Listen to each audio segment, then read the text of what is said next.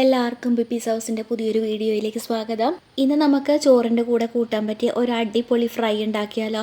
ഇപ്പോൾ മീനൊന്നും കിട്ടാത്ത സമയത്തൊക്കെ ആണെങ്കിൽ, അല്ലെങ്കിൽ നൊയമ്പിൻ്റെ സമയത്തൊക്കെ ആണെങ്കിൽ ഇങ്ങനെ ഒരു ഫ്രൈ ഒക്കെ ഉണ്ടെങ്കിൽ ചോറൂണ് കുശാലായില്ലേ. അപ്പോൾ ഇത് ഉണ്ടാക്കാൻ തുടങ്ങാം. ഇതുണ്ടാക്കാനായിട്ട് ഞാൻ 2 വഴുതനങ്ങ എടുത്ത് വെച്ചിട്ടുണ്ട്. ഇത് അത്യാവശ്യം മുഴുപ്പുള്ള വഴുതനങ്ങയാണ്. ഇപ്പോൾ ഇങ്ങനത്തെ തന്നെ വഴുതനങ്ങ വേണം നിർബന്ധമൊന്നുമില്ല. നമ്മുടെ നീളൻ വഴുതനങ്ങ ഉണ്ടല്ലോ, അതായാലും മതി. അപ്പോൾ ചിലരൊക്കെ വീടുകളിൽ വഴുതനങ്ങ കൃഷിയുള്ളവരൊക്കെ ആണെങ്കിലേ പലരും പറഞ്ഞു കേൾക്കാം, വഴുതനങ്ങ കഴിച്ചു മടുത്തു, ഇപ്പോൾ തോരനുണ്ടാക്കി മെഴുക്ക് പുരട്ടി ഉണ്ടാക്കി കഴിച്ചു മടുത്തു എന്നൊക്കെ.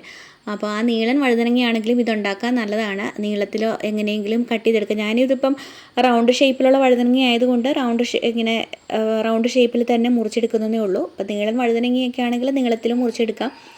ഇപ്പം ഞാൻ കട്ട് ചെയ്യുന്ന ഈ ഒരു തിക്നെസ് ഉണ്ടല്ലോ, അപ്പോൾ ഇതുപോലെ കുറച്ച് തിക്കായിട്ട് മുറിച്ചെടുക്കണമെന്നേ ഉള്ളൂ. ഞാൻ ഈ മുറിച്ചെടുക്കുന്ന കുറച്ച് പതുക്കെ മുറിച്ചെടുക്കണത് എന്താണെന്ന് ചെയ്തിട്ടുണ്ടെങ്കിൽ എൻ്റെ കത്തിക്ക് വലിയ മൂർച്ചയൊന്നും ഇല്ല കേട്ടോ. അതുകൊണ്ടാണേ കുറച്ച് കേടുള്ള ഭാഗമൊക്കെ ഉണ്ടായിരുന്നേ, അതൊക്കെ മുറിച്ച് കളഞ്ഞിട്ട് ബാക്കി ഭാഗം എടുക്കുകയാണ് കേട്ടോ.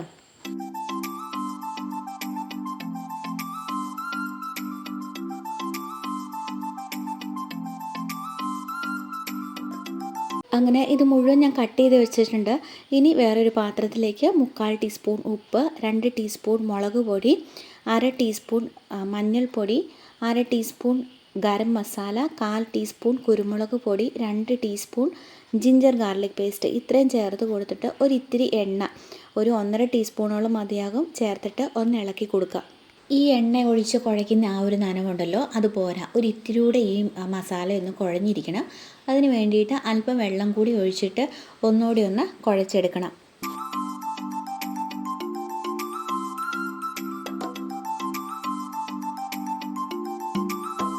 ഇനി കട്ട് ചെയ്ത് വെച്ചിരുന്ന ആ വഴുതനങ്ങ ഇതിലേക്ക് ഇട്ട് കൊടുത്തിട്ട് ഒന്ന് ഇളക്കി കൊടുക്കാം. നമ്മൾ ഈ മസാലപ്പൊടികളൊക്കെ ഇട്ട് കുഴയ്ക്കാൻ വേണ്ടിയിട്ട് പാത്രം എടുക്കുമ്പം ഇതുപോലെ കുറച്ച് വലിയ പാത്രം എടുക്കുവാണെങ്കിൽ അതായിരിക്കും നല്ലത് കേട്ടോ. കാരണം ഈ വഴുതനങ്ങ ഇട്ട് ഇളക്കാൻ വേണ്ടിയിട്ട് ഇതായിരിക്കുമല്ലോ സൗകര്യം. ഇനിയിപ്പോൾ ഇങ്ങനെ ഇളക്കണമെന്ന് നിർബന്ധമൊന്നുമില്ല. ഇങ്ങനെ ഇളക്കുമ്പോൾ വഴുതനങ്ങ പൊട്ടിപ്പോകാതെ സൂക്ഷിക്കണം. പിന്നെ ഈ മസാല എടുത്ത് ഈ വഴുതനങ്ങയുടെ 2 സൈഡിലേക്ക് തേച്ച് കൊടുക്കുകയാണെങ്കിൽ അങ്ങനെ ചെയ്താലും മതി കേട്ടോ. എങ്ങനെയായാലും കുഴപ്പമൊന്നുമില്ല. അപ്പോൾ ഇത് ഇളക്കി ഇപ്പം ഈ മസാല വല്ലാതെ ഡ്രൈ ആയിട്ടിരിക്കുന്നത് തോന്നിയതുകൊണ്ട് ഞാനൊരു അല്പം വെള്ളം, അതായത് ഒരു ടീസ്പൂണൊക്കെ കാണുള്ളൂ, അത്രയും വെള്ളം കൂടി ഒഴിച്ച് കൊടുത്തിട്ട് ഒന്നുകൂടി ഇളക്കി കൊടുക്കുകയാണ്. കൂടുതൽ വെള്ളം ഒഴിച്ച് കുഴക്കരുത് കേട്ടോ. നമുക്കിതൊരു അരമണിക്കൂർ നേരത്തിന് റെസ്റ്റ് ചെയ്യാനായിട്ട് വെക്കണം. അന്നേരം ഈ വഴുതനങ്ങയിലെ വെള്ളമൊക്കെ ഒന്ന് ഇറങ്ങി വരും കേട്ടോ. അപ്പോൾ കൂടുതൽ വെള്ളമായിട്ടുണ്ടെങ്കിൽ ശരിയാവില്ലല്ലോ.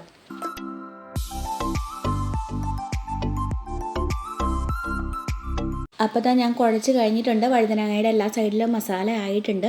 ഇനി ഇത് മൂടി ഒരു അരമണിക്കൂർ നേരത്തേനെ റെസ്റ്റ് ചെയ്യാനായിട്ട് മാറ്റി വെക്കാം. ഈ വഴുതനങ്ങയിൽ നല്ല പോലെ ഒന്ന് മസാല പിടിച്ച് വന്നോട്ടെ.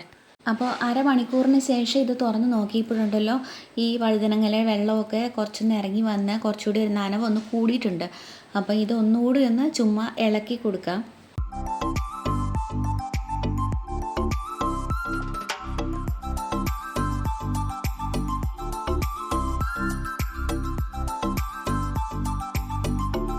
ഇതിനിടയ്ക്ക് ഞാനൊരു പാൻ സ്റ്റൗവിൽ വെച്ചിട്ടുണ്ടായിരുന്നു. പാൻ ചൂടായി കഴിയുമ്പോൾ കുറച്ച് എണ്ണ ഒഴിച്ച് കൊടുത്തിട്ടുണ്ട്.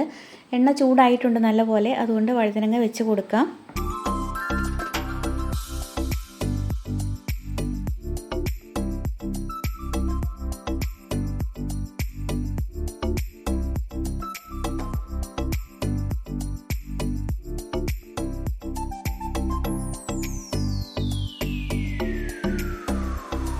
ഇതിലേക്ക് ഇനി ഞാൻ കുറച്ച് കറിവേപ്പില കൂടി ചേർത്ത് കൊടുക്കുകയാണ്.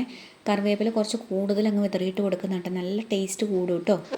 എന്നിട്ട് തീ ഒരു മീഡിയം ഫ്ലെയിമിലിട്ട് 5 മിനിറ്റ് നേരത്തേന് ഒരു സൈഡ് മൊരിച്ചെടുക്കുക. 5 മിനിറ്റിന് ശേഷം മറച്ചിട്ട് കൊടുക്കണം. അടുത്ത സൈഡും 5 മിനിറ്റ് നേരം മൊരിച്ചെടുക്കണം.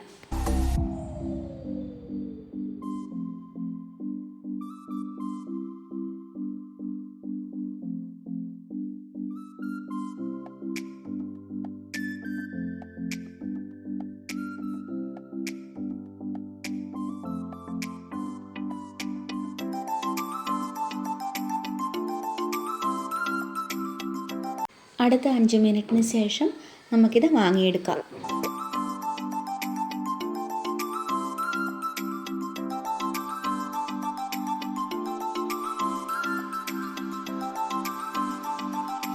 അപ്പോൾ ഇതാ നമ്മുടെ വളരെ ടേസ്റ്റി ആയിട്ടുള്ള വഴുതനങ്ങ ഫ്രൈ ഇവിടെ റെഡി ആയിട്ടുണ്ട്. മീനില്ലാത്തപ്പോഴോ അതുപോലെ നൊയമ്പിൻ്റെ സമയത്തൊക്കെ ഒരു ഫ്രൈ ഇല്ലാതെ ഒരു ടേസ്റ്റ് തോന്നത്തില്ല പലർക്കും ചോറുണ്ണാനൊക്കെ. അപ്പോൾ ഇതൊക്കെ ഉണ്ടെങ്കിൽ നല്ലതല്ലേ. അപ്പോൾ ഇതുപോലെ ഒന്ന് ട്രൈ ചെയ്തിട്ടില്ലാത്തവരും അതുപോലെ ട്രൈ ചെയ്തിട്ട് ശരിയാകാത്തവരും ഇങ്ങനെ ഒന്ന് ട്രൈ ചെയ്ത് നോക്കണേ.